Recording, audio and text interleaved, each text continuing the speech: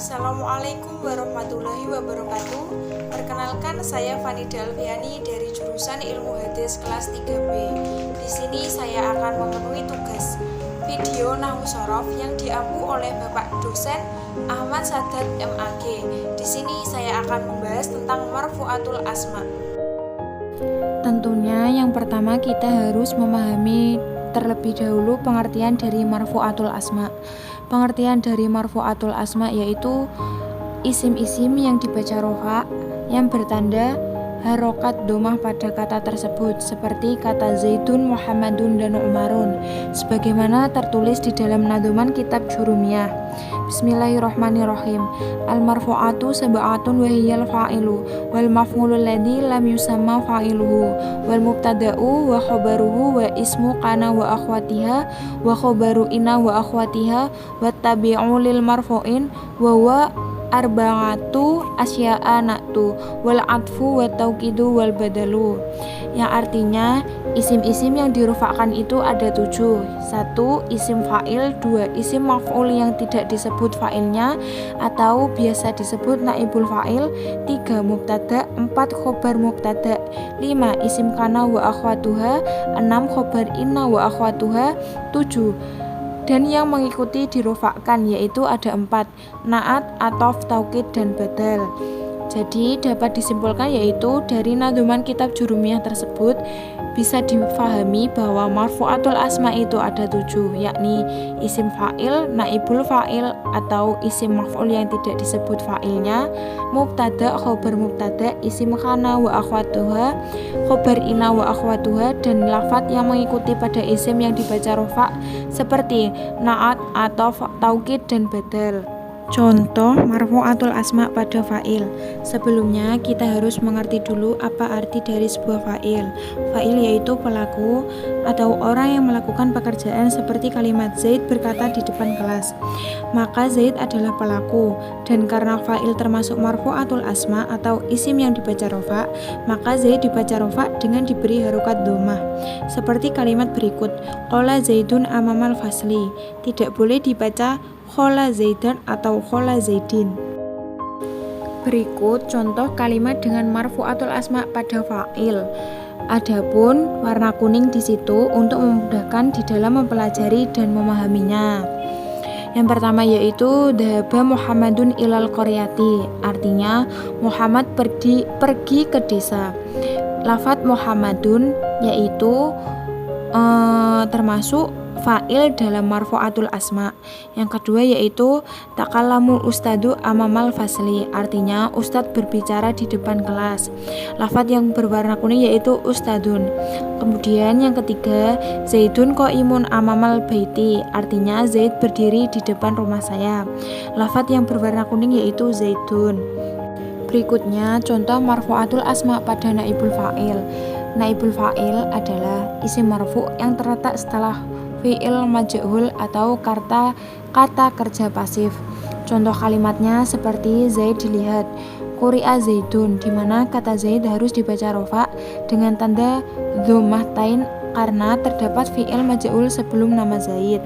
Tentunya terdapat contoh kalimat dengan marfu'atul asma pada naibul fa'il. Adapun di situ terdapat warna kuning agar memudahkan di dalam mempelajari dan memahaminya. Lafadznya ukrima Muhammadun fil Makkati wal Madinati, artinya Muhammad dimuliakan di Makkah dan Madinah.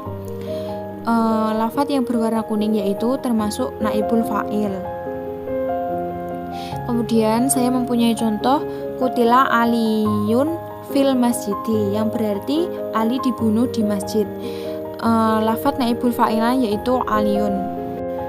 Berikutnya yaitu pembahasan tentang marfu'atul asma pada mubtada.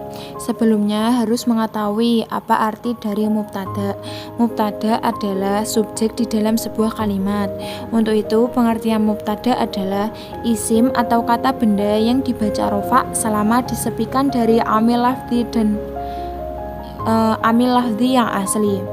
Mubtada sendiri termasuk di dalam marfu'atul asma, maka mubtada diberikan harokat dhammahtain ketika di sebuah kalimat, seperti kata Zaid membaca Zaidun qoro'un, maka Zaid adalah mubtada dan Zaid harus diberikan harokat domatain bukan kasrohtain ataupun fathahtain.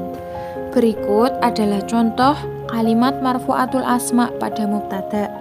Di situ terdapat warna kuning tentunya agar memudahkan di dalam mempelajari dan memahaminya. Lafadznya yaitu Qara'at Fatimatun kitaban fil masjidi, yang artinya Fatimah membaca buku di masjid. Mubtada pada lafadz tersebut yaitu Fatimatun.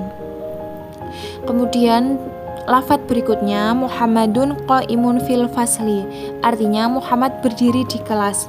Mubtada pada lafadz tersebut yaitu Muhammadun. Pembahasan berikutnya yaitu marfu'atul asma pada khobar.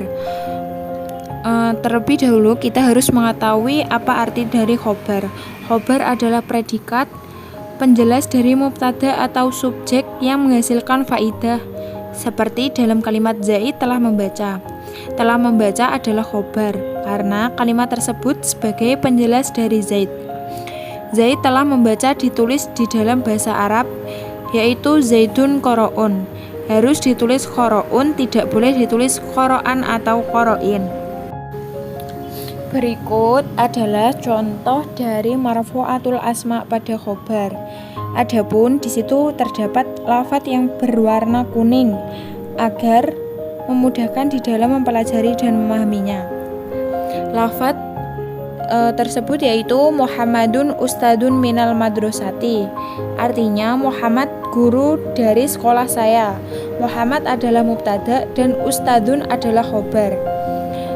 Lafadz kedua yaitu Muhammadun qaimun fil fasli, artinya Muhammad telah berdiri di depan kelas, di mana Muhammad adalah mubtada dan qaimun adalah khobar penjelas dari mubtada. Lafadz berikutnya yaitu Muhammadun hasanun, artinya Muhammad itu baik, hasanun adalah khobar dari lafadz Muhammad. Pembahasan berikutnya yaitu marfu'atul asma pada isim kana wa akhwatuha. Pengertian dari kana wa akhwatuha adalah sekelompok kata kerja atau harfun yang berfungsi untuk merofakkan mubtada dan menasabkan khobar. Jadi, apabila terdapat kana wa akhwatuha, maka mubtada harus dibaca rofa dengan tanda dhammah. Seperti kalimat kana Zaidun ustadzan, artinya Zaid adalah seorang guru. Zaid adalah mubtada sehingga harus diberi harokat dhammahtain. Contoh kalimat marfu'atul asma pada isim kana wa akhwatuha ditandai dengan warna kuning agar memudahkan di dalam mempelajari dan memahaminya. Lafadznya sebagai berikut: Dhola Ahmadun kataban, artinya pada waktu siang Ahmad menulis.